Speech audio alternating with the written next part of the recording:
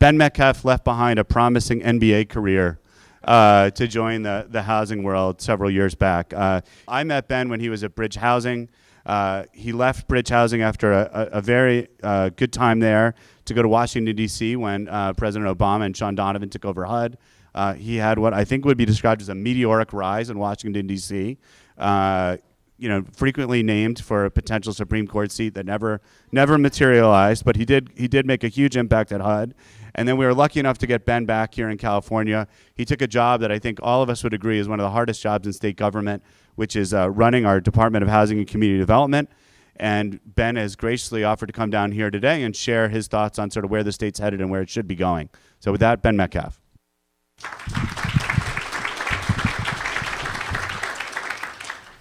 So thank you, Doug, for that great introduction. And thank you, everybody, for having me here and for being a part of this great conversation today. I'm a big fan of Mercy and all the work they do, and have now had the chance to intersect with UCLA and its various research centers many times, and always emerge the wiser for it.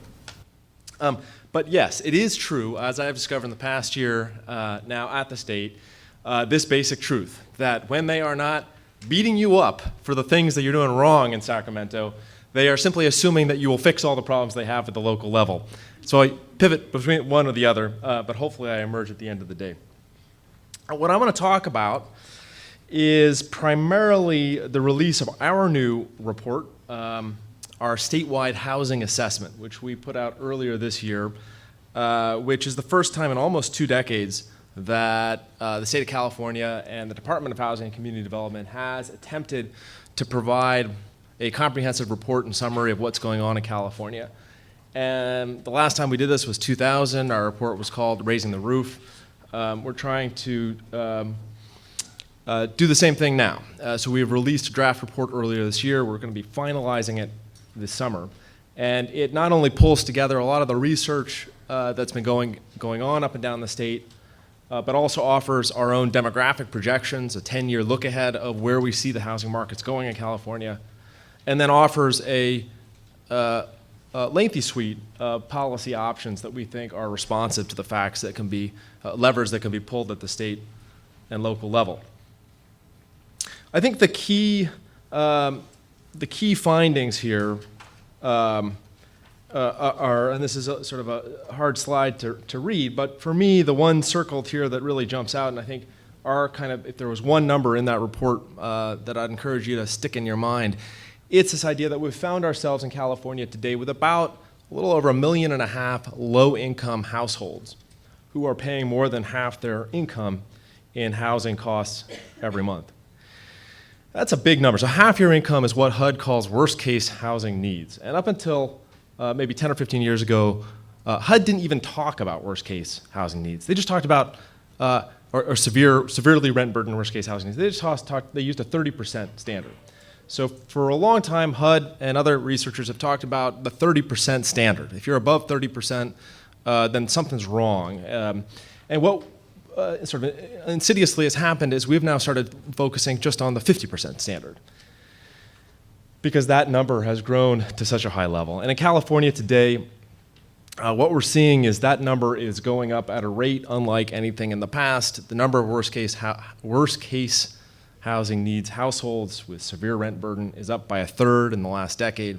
Approximately 50,000 California households every year are gaining this dubious distinction. I think the good news is that at that 50% level, the consequences are very real, and the research is very powerful about what that does in a day-to-day way to the households experiencing that condition. Some of them are quite obvious. Folks are doubling up. They're choosing to live in substandard housing. They're enduring backbreaking commutes, or they're leaving.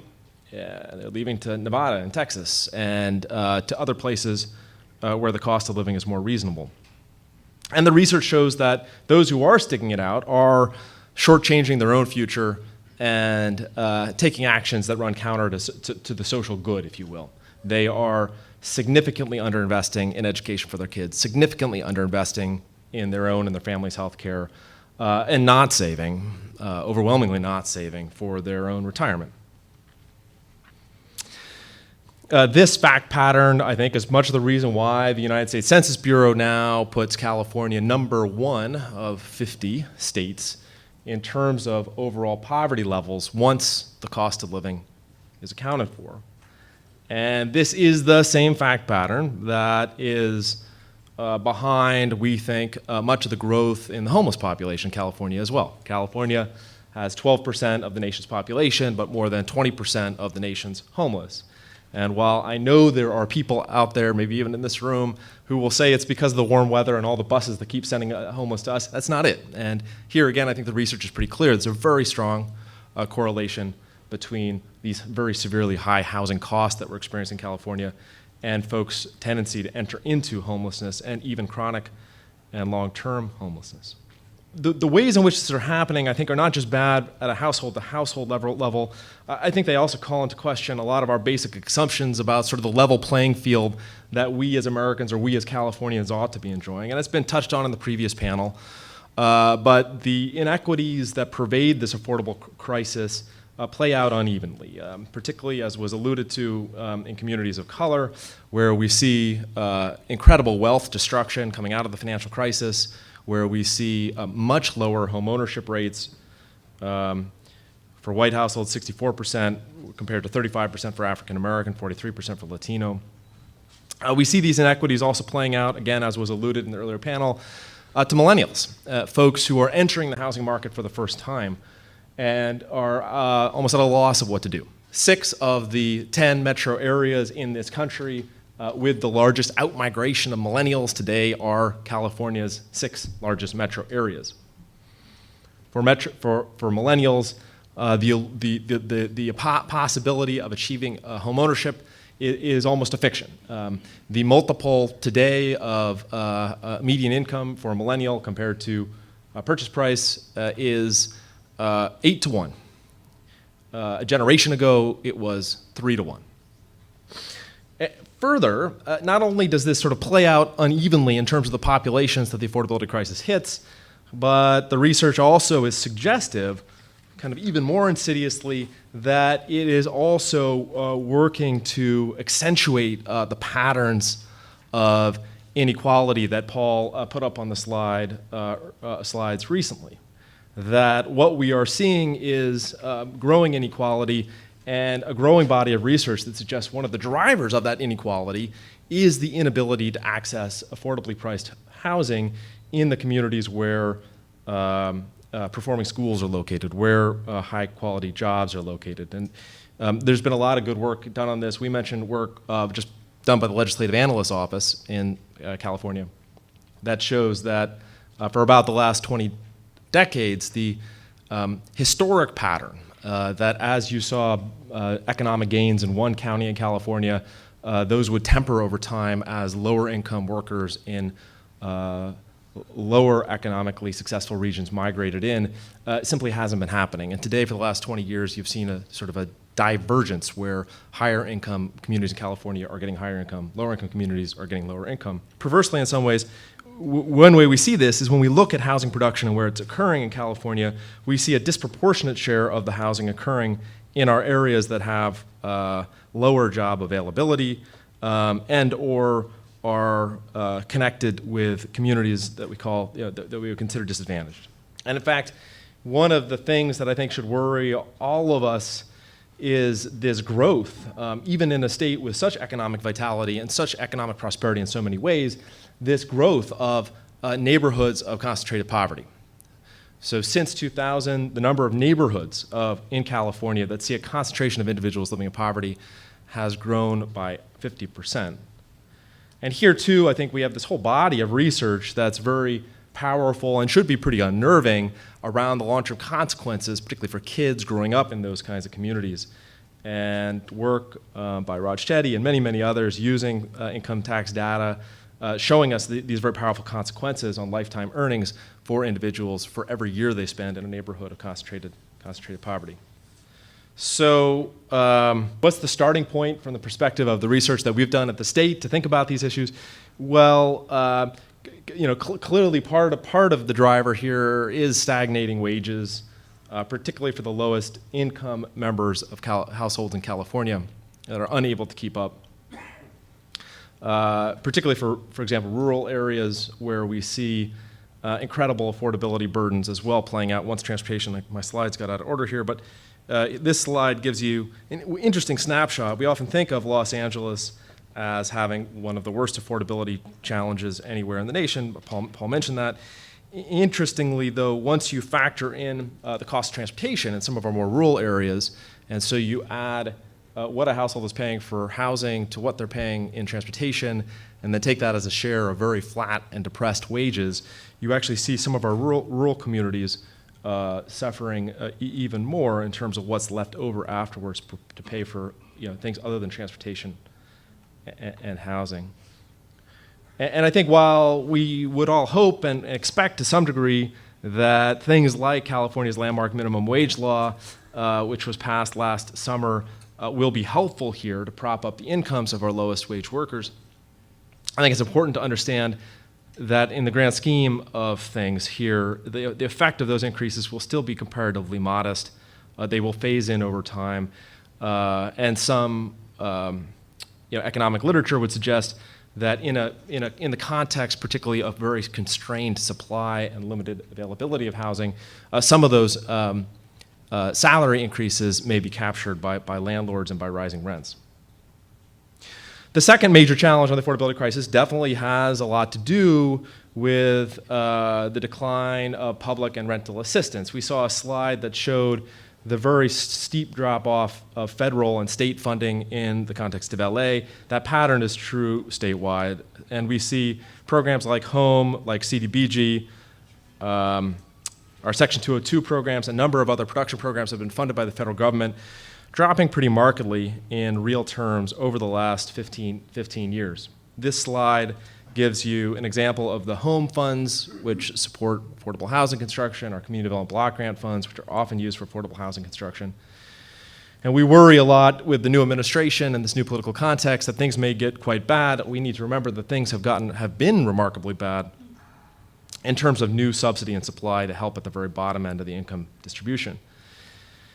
And this is true for production programs like the two that I'm showing here. It is also true for families accessing federal rental assistance. So today in California, about 1 in 4 extremely low-income families, so families at 30% of area median income, are able to access a voucher. And that number is dropping as a share of the total. Now, in California, we still do have the low-income housing tax credit program, which continues to churn out wonderful affordable apartments.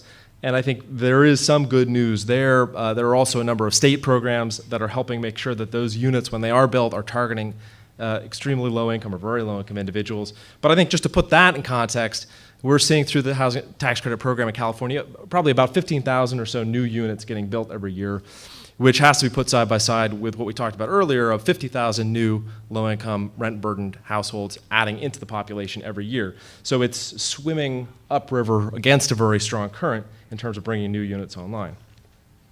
So this is another challenge. We talked about the rents that can be paid for with our housing choice vouchers.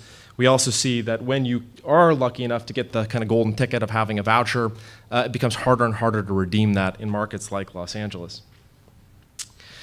So you have wage stagnation, you have dropping public assistance going into affordable housing. What you do get is less effective.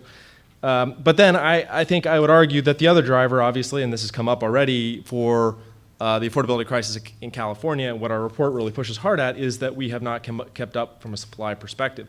And much of that we think is attributable back to things that are acting as a barrier in the private sector. So additional costs, some of which are unique to California, that are added to the cost of building every home, and significant additional delays due to many layers and levels of regulation on the creation of new housing supply or the creation of new inventory of any sort.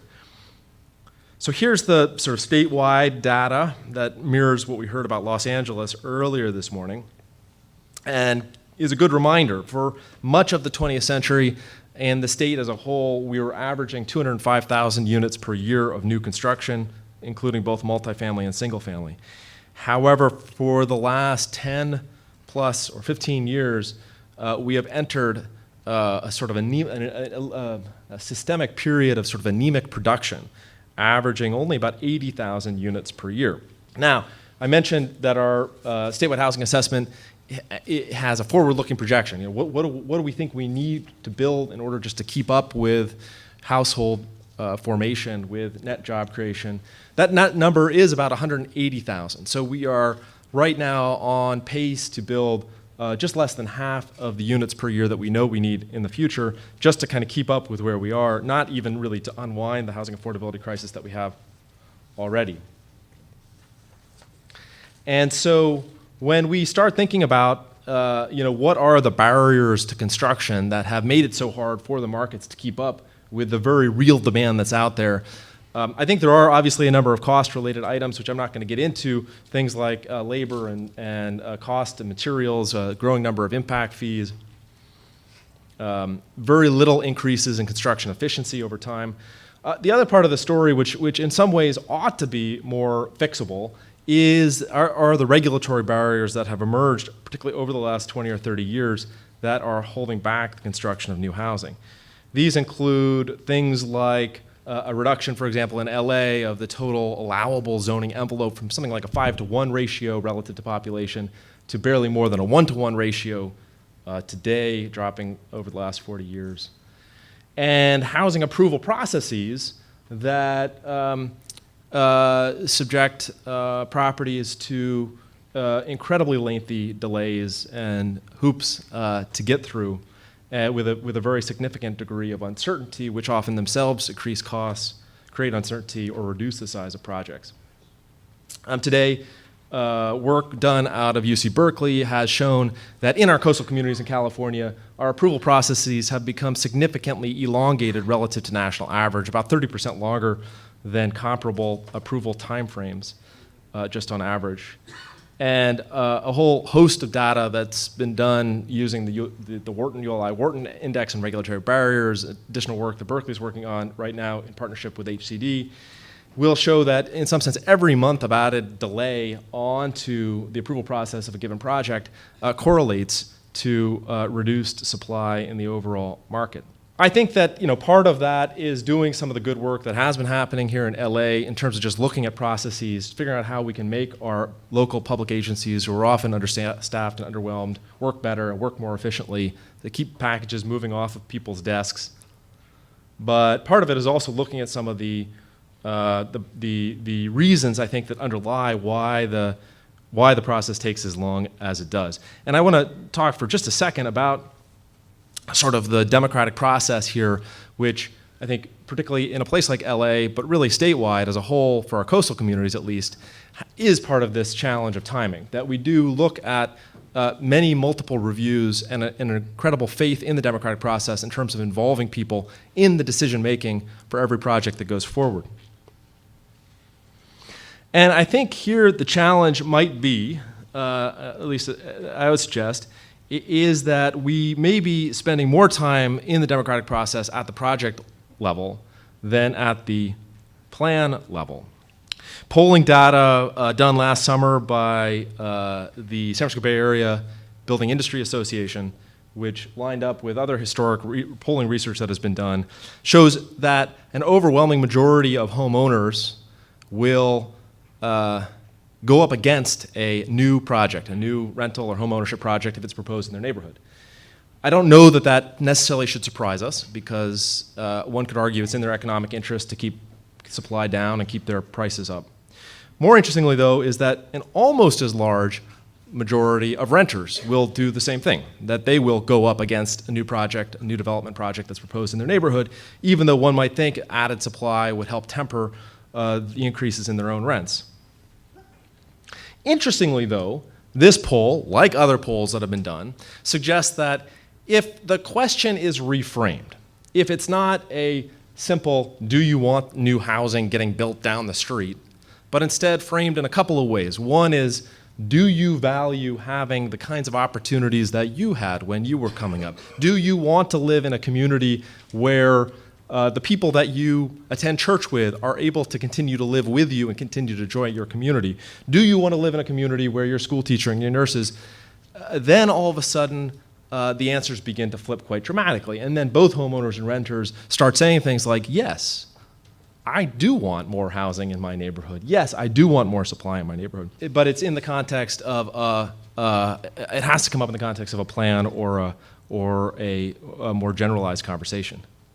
And so don't get me wrong, I think although our report does a lot talking about the overwhelming new supply challenges and the regulatory barriers that are out there, don't get me wrong in saying the answer here is just to strip all that regulation away and strip away that democratic process.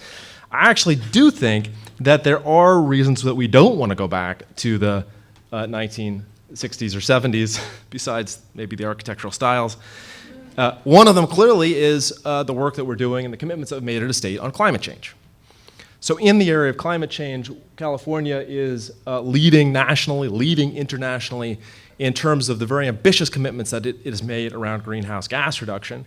The new climate change goals that were set legislatively last summer are asking us to get massively below, 50% below where we were back in 1990 on our greenhouse gases. And the only way that we make that happen, and work coming out of the California Resources Board, a policy paper the state put out recently called the Vibrant Communities Framework document, it basically says part of our strategy as a state to reach those goals has to be changing our patterns of land use. And so we can't have the 205,000 units that were getting built in the 70s and 80s. Much of that was happening through greenfield tract housing. So we have to figure out a way to get back to those levels of construction and supply, but to channel it and support it in ways that are leading to more denser, more compact development that lines up with our existing infrastructure and our existing transit. I think it's also the case that all of these barriers to supply, although they're critical for middle-income populations and for working Californians so that they can have a reasonable amount of housing costs, it certainly won't help as well for our most vulnerable populations, our individuals experiencing homelessness, even our extremely low-income households that are even in a best-case scenario, are not going to parlay that minimum wage job into enough money to cover rent for an entry-level unit. But I do think that as we think about reducing regulatory barriers, one frame that we need to employ is thinking about where we can do that in ways that really are unlocking supply and private market activity in neighborhoods that have real opportunity for the people growing up in them, and trying at the same time to be very conscious and intentional about how we change the trajectories of those neighborhoods that are going in the wrong direction, which have neighborhoods that have concentrated poverty, and how we can create some more opportunity within those. So let me give a couple of examples of what I think we have done recently that I think are encouraging in terms of pointing forward a path where we go next. Last year, we saw the passage of 3 bills at the state level focused on accessory dwelling units. These 3 bills did nothing other than reduce and eliminate regulatory barriers that were making it harder than it needed to have been for homeowners to convert their existing structures into secondary units. While we don't, it's sort of too soon to sort of see the raw data coming out in terms of the added supply that legislation created. It was only effective as of Jan 1 of this year. We are seeing anecdotally great news, I think, from a lot of planning departments as folks are picking up the phone and calling and beginning to process more ADU applications. And I think very good research done by Karen Chappell in UC Berkeley on ADUs, looking at Portland and Vancouver, Seattle, 3 northwestern cities that have really seen incredible utilization of ADUs, seems to be that this passage of regulatory barriers seems to correlate very much with added supply. And I think the wonderful thing about ADUs certainly is this notion of invisible density, that double down on existing infrastructure that can be located in places with the performing schools and with the high access jobs. A corrective perhaps to the Prop 13 legacy that has left us with far too many baby boomers with empty nesters, with empty houses that they stay in because of the golden handcuffs of those very favorable property tax rates. A report McKinsey Global put out suggests that California could add 800,000 ADUs if it built at rates similar to what we've seen in the Pacific Northwest. So that would be one, I think, solution.